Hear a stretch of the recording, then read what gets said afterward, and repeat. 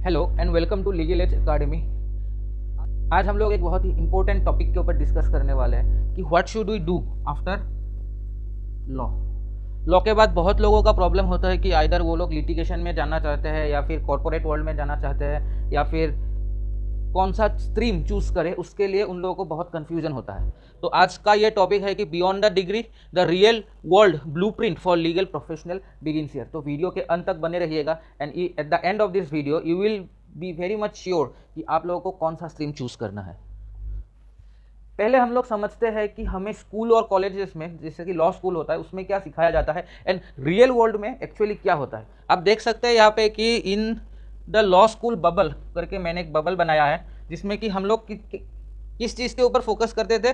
Only focuses on doctrines, assumes A controlled environment, suppress intrinsic motivation. क्या होता है कि जब हम लोग लॉ स्कूल में एडमिशन लेते हैं तो वहाँ पे हम लोगों को सिर्फ डॉक्ट्रिन्स फॉर्म पे फोकस किया जाता है, मूट कोर्ट्स करवाया जाता है, लेकिन प्रैक्टिकल वर्ल्ड में क्या होता है, हमें क्लाइंट्स के ऊपर भी फोकस करना बहुत ही ज़रूरी है। क्लाइंट्स को कैसे मैनेज करते हैं, negotiation, high stakes, procedural reality, ये हमको कब पता चलता है, जब हम एक्चुअली कोर्ट में जाते हैं।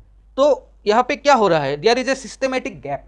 तो सिस्टमेटिक गैप क्या है कि हमको जो स्कूल और लॉ स्कूल में सिखाया जाता है वो तो कोर्ट में हमारा कुछ काम नहीं आता, क्योंकि we can focus on doctrines. Court does not run on the moot court system, but court really runs on a practical system कि वहाँ पे जज होता है, वहाँ पे हम लोगों को ओरिजिनल क्लाइंट जो होते हैं, रियल क्लाइंट्स होते हैं, उन जिसका रियल लिटिगेशन होता है, जो रियल एक्यूज होता है, उन लोगों को हमें हैंडल करना पड़ता है। अब हम लोग समझते हैं कि आफ्टर लॉ की डिग्री लेने के बाद what are the scopes that are open for us. तो there are numerous scopes, but मैंने स्पेशली 4 कैटेगरी में इसको डिवाइड किया हुआ है जो कि पॉपुलर कैटेगरी है। पहला आता है लिटिगेशन। लिटिगेशन तो सबको पता है, व्हाट इज लिटिगेशन। दूसरा आता है कॉर्पोरेट, कोई कॉर्पोरेट लॉयर बनता है, कोई कुछ बनता है। तो तीसरा आता है क्रिमिनल लॉयर भी आप लोग बन सकते हैं। चौथा आता है आईपी, इंटेलेक्चुअल प्रॉपर्टी। चलिए अभी डिकोड करते हैं कि एक एक करके कि उसमें क्या क्या होता है। लिटिगेशन में क्या होता है कि आप लोग ट्रायल के लिए जाते हैं, आर्ग्यूमेंट करते हैं जज के सामने, और उसके बाद वहाँ पे आप लोगों को जस्टिस मिलता है और किसी के साथ जस्टिस डिप्राइव हो जाता है, ठीक है। दूसरा आता है कॉर्पोरेट लॉयर कौन होता है, जो कि स्पेशली एग्रीमेंट्स पे फोकस करता है। आगे स्लाइड में दिखाऊंगा कि कॉर्पोरेट लॉयर्स का जो जर्नी है from starting to the end कैसा होता है, वो आगे स्लाइड में दिखाऊंगा मैं आप लोगों को, तब आपको ज़्यादा क्लैरिटी से समझ में आएगा। तीसरा आता है क्रिमिनल लॉयर कौन होता है, जो मर्डर हो, रेप हो या फिर कोई भी एक्यूज पर्सन हो, उसको जस्टिस दिलाने में या फिर जिसके साथ क्राइम हुआ है उसको जस्टिस दिलाने में हेल्प करता है। इंटेलेक्चुअल प्रॉपर्टी में क्या होता है, आईपी में आप लोगों का आ जाएगा ट्रेडमार्क। पहला आएगा ट्रेडमार्क टीएम, जिसको हम लोग टीएम बोलते हैं। दूसरा आ जाएगा आपका पेटेंट रजिस्ट्रेशन, ऐसे वगैरह वगैरह होता है, जो किसी कंपनी या फिर किसी इंडिविजुअल एंटरप्रेन्योर को उसका जो टेक्नोलॉजी है, उसका जो आइडिया है, उसको प्रोटेक्शन करने में हेल्प करता है, ठीक है। अभी नेक्स्ट स्लाइड में आप लोग देख सकते हैं कि ये मैंने एक सिंपल सा कंपैरिजन मैट्रिक्स बनाया है, जिसमें आप लोग अगर कॉर्पोरेट सेक्टर में चाहते हैं तो क्या क्या हो सकता है, एंड लिटिगेशन में अगर आप लोग रहते हैं आइदर सिविल और क्रिमिनल, तो उसमें क्या क्या होता है। पहला देख सकते हैं इनिशियल सैलरी की बात करें तो यहाँ पे टायर 1 जो फर्म्स रहते हैं, जो स्पेशली फ्रेशर्स को रिक्रूट करते हैं, तो उसका मतलब आप लोगों का रहता है 8 to 22 लाख पर एनम का सैलरी आप लोग एक्सपेक्ट कर सकते हैं, ठीक है। ये मान के चलिए आप 8 to 22 को छोड़ के अगर आप माने तो 2 to 3 LPA से आप लोगों का मिनिमम स्टार्ट हो जाता है, जिसमें जो टायर 1 लॉ फर्म्स आप लोगों को रिक्रूट करेंगे। वही लिटिगेशन में अगर हम लोग देखेंगे तो लिटिगेशन में ये जो मैंने लिखा है 5,000 to 15,000 पर मंथ स्टेटमेंट, इसमें से आप एक काम कीजिए, एक जीरो को हटा सकते हैं आप लोग। और अगर ज़्यादा डिस्ट्रिक्ट कोर्ट में करते हैं तो इसमें से आप लोग और एक जीरो हटाएंगे तो भी कोई बुरी बात नहीं होगी, ठीक है। अभी मान के चलिए पीक अर्निंग कॉर्पोरेट लॉ में क्या हो सकता है, आप एक लॉ फर्म के पार्टनर बन सकते हैं। अगर आप एक लॉ फर्म के पार्टनर बन जाते हैं तो आपका expected amount of income 1 CR plus हो सकता है। यहाँ पे अगर आप लिटिगेशन में देखेंगे तो 25 to 50 लाख, जो हमारे टॉप एडवोकेट्स है, आप लोगों को पता ही है कि कितना कितना चार्ज करते हैं। अगर नहीं पता तो आप लोग एक बार गूगल करके देख लीजिएगा कि top advocate of India charges,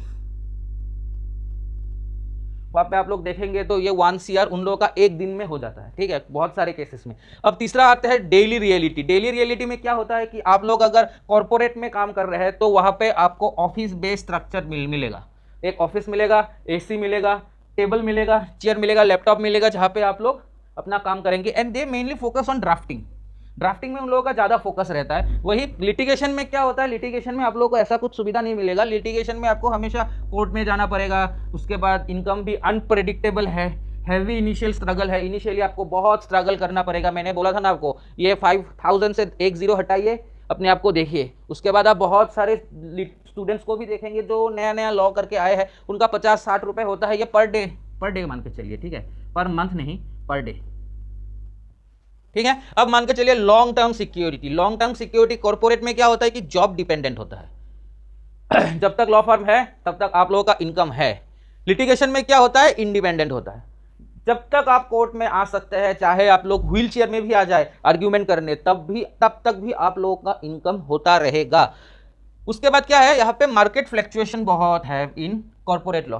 corporate world में आप लोगों का क्या होता है कि जैसे कि मान के चलिए अगर कुछ ऊपर नीच हो गया लॉ फर्म के साथ, तो आप लोगों का सैलरी भी अप एंड डाउन हो सकता है। और रिटायरमेंट का भी एज है यहाँ पे, क्योंकि आप लोग जॉब कर रहे हैं तो 60+ के अबव आप लोगों को नहीं लिया जाएगा, except some unconditional factors scenarios, ठीक है, उसको साइड में रखते हैं। अभी लिटिगेशन में देखिए आप लोग का क्या है, जीरो रिटायरमेंट एज। मैंने पहले ही बोला आपको कि आप लोग जब तक चाहे तब तक आप लोग लिटिगेशन प्रैक्टिस कर सकते हैं। लेकिन इसमें एक प्रॉब्लम क्या है, इसमें रेपुटेशन बेस्ड है। जिस वकील का नाम चल गया उसके पास बहुत केस है, जिस वकील का नाम नहीं चला उसके पास शायद ही कोई केस आएगा। ऐसा कॉर्पोरेट लॉ में नहीं होता है। सोशल स्टेटस में क्या होता है, सोशल स्टेटस आपको कॉर्पोरेट वर्ल्ड में क्या मिलेगा, कॉर्पोरेट प्रोफेशनल के हिसाब से आपको एक लीगल सोशल स्टेटस मिलेगा कि वो जॉब करता है, वो एडवोकेट है, वो 1 ईयर प्लस इनकम कर रहा है। वही अगर आप लिटिगेशन में देखेंगे तो traditional real lawyer authority and public influence, ठीक है। अब मान के चलिए कि ट्रेजेक्टरी शेप क्या होता है, मतलब जो कैरियर का ग्रोथ का ट्रेजेक्टरी है वो कैसा होगा, ये यहाँ पे देख सकते हैं आप। अर्ली फाइनेंशियल रिवॉर्ड, आपको सबसे पहला प्लस पॉइंट कॉर्पोरेट में यही है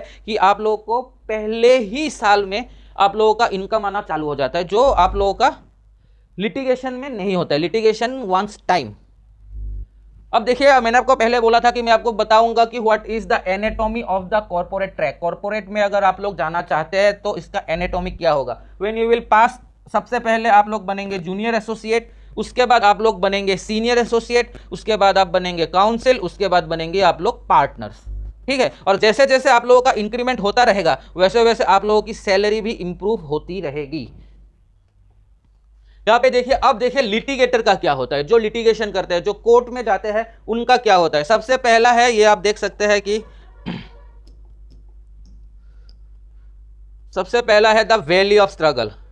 सबसे पहला एंड सबसे इंपॉर्टेंट ड्रॉबैक जो लिटिगेटर का होता है वो है कि द वैली ऑफ स्ट्रगल। और ये कितने साल तक रहेगा, ये ऑन एन एवरेज 5 साल तक रहता है, लेकिन मैं मान के चल रहा हूं कि इसका एवरेज टाइम ड्यूरेशन होगा near around 10 to 15 years, depending upon the situation. ये अलग अलग हो सकता है, लेकिन द बेस्ट केस सिनेरियो जो मैं एक्सपेक्ट कर सकता हूं that is near around 10 to 15 years, ये वाला phase, the valley of struggle. उसके बाद आप लोग जब नेक्स्ट स्टेप पे आएंगे तब ब्रेकआउट।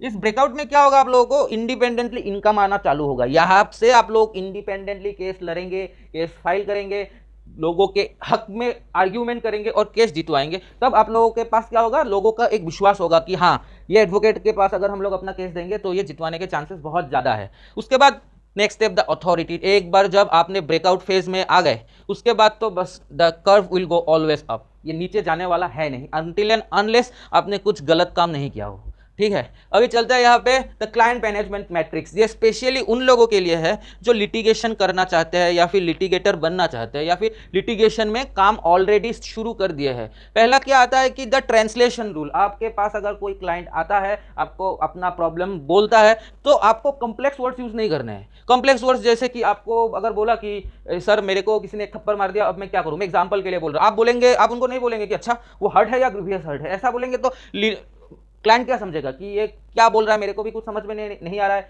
और मैं जो बोल रहा हूँ ये इसको समझ में नहीं आ रहा है। तो ऐसा नहीं करना है, यूज ऑलवेज सिंपल लैंग्वेज जो क्लाइंट को समझ में आता है। दूसरा क्या है, द एक्सपेक्टेशन रूल। यहाँ पे आप लोग ये नहीं बोलेंगे कि हम अगर हमारे पास केस आ जाए तो हम केस जितवा के ही मानेंगे। आप भगवान नहीं है, नॉर यू आर द जज, you are only a litigator. तो until and unless you should never promise your client that you will let the case win 100%।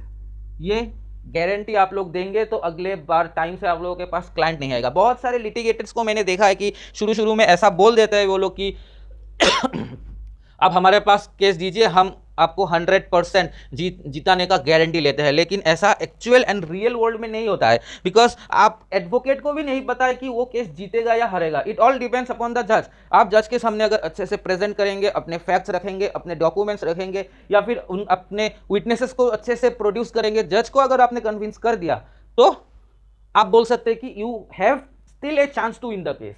No, you can't say that I can win the case and I have to win the case. No.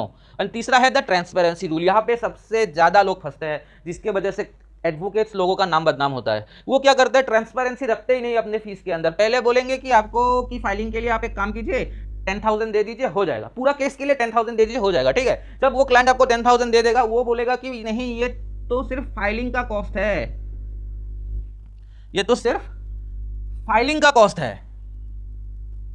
एक second, 10K अगर देगा तो पहले बोलेगा क्या कि पूरा case का है, लेकिन जब ये एडवोकेट पैसा ले लेगा, उसके बाद बोलेगा कि नहीं, ये तो 10K सिर्फ it is the cost of filing the case. उसके बाद आएगा क्या, अपीयरेंस आएगा। पहले क्या होता है, पहले आता है फाइलिंग, उसके बाद आएगा आपका अपीयरेंस, या फिर मान के चलिए जो भी स्टेप आएगा, विटनेस आएगा, उसके बाद क्रॉस एग्जामिनेशन होगा, उसके बाद क्या होगा, ऑर्डर होगा, नहीं sorry to be more precise, उसके बाद होगा आप लोगों का क्लोजिंग स्टेटमेंट,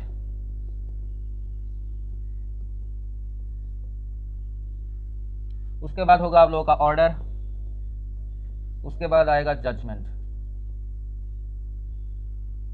उसके बाद भी स्टेप्स होता है, लेकिन इन ये एक प्रिलिमिनरी स्टेप्स है, ठीक है। This are the preliminary steps for a case, चाहे वो सिविल हो, क्रिमिनल हो, कुछ भी हो, ठीक है। तो पहले अगर फाइलिंग होगा तो पहले तो आपको लोगों को बोला कि 10K से हो जाएगा।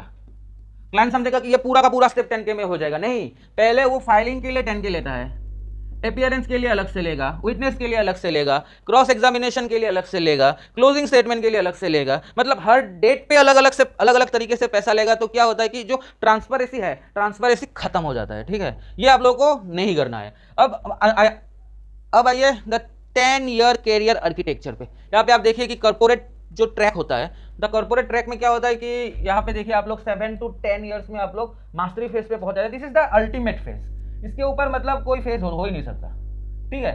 And these are the struggles. पहले आप लोग ऑब्जर्व करते हैं, फिर इंडिपेंडेंट फेज में आता है, जहाँ पे आप लोग इंडिपेंडेंटली केस कर सकते हैं। तो ये आप देख सकते हैं, स्क्रीनशॉट रख लीजिएगा, ठीक है, ज़्यादा वीडियो को लंबा नहीं करना है हमें। And lastly this is the golden statement, जो मैं हमेशा बोलता हूँ कि your degree makes you a student of the law, practice mastery makes you a professional। ये हमेशा याद रखिएगा, ठीक है। एंड लास्ट में वीडियो अगर यहाँ तक देख लिया है तो मैं आपको बता दूं कि लीगल एज एकेडमी हम लोग ये सब प्रोवाइड करते हैं, जिसमें AIB कोचिंग भी आता है, LLB सब्जेक्ट कोचिंग भी आता है, मेंटरशिप एंड गाइडेंस प्रोग्राम भी आता है, ठीक है। एंड ज़्यादा कुछ जानना हो तो दिस 3 आर द नंबर्स, आप लोग यहाँ पे इस 3 नंबर पे कॉल कर लीजिएगा and they will help you more. That's all, thank you.